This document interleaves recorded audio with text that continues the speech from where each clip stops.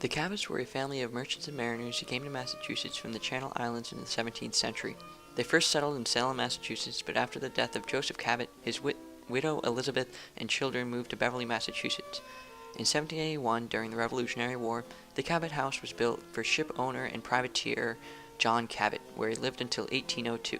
During that time, the Cabot family was the most important family in the Beverly community. They were active in political affairs, maritime commerce, privateering, and banking. The John Cabot House is a Gregorian-style mansion and is the first brick mansion built in Beverly. This alone shows that the family was very wealthy.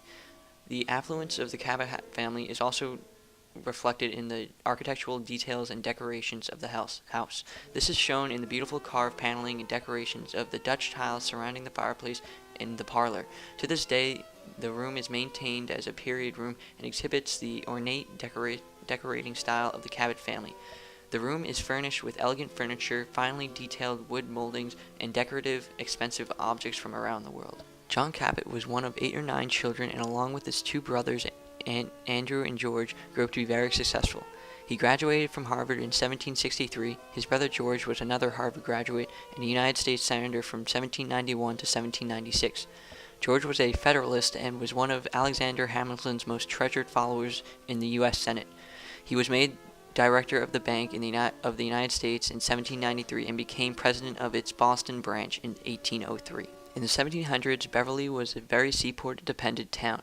The Cabot brothers were owners of 3 privateer ships, and they used this to their advantage. Privateer ships were used by the government at times of war to capture enemy ships, and in return they received money from the government. The brothers increased their wealth by trading in the Middle East and used profits from their highly successful global trading to invest in the building of important structures such as the bridge to Salem in Beverly. In addition, George and John Cabot, along with their colleagues, built a cotton mill in Beverly named the Beverly Cotton Manufactory, which was America's first cotton mill but was not a success. In 1802, John Cabot sold the Cabot House for $5,000 to the newly formed Beverly Bank, with a portion of the house rented back to the Cabots. The bank leased the southerly part of the house to the Cabots for 7 years afterwards. The rest of the building became the first office of the Beverly Bank, the 10th oldest bank in America. John Cabot was one of the 7 original directors.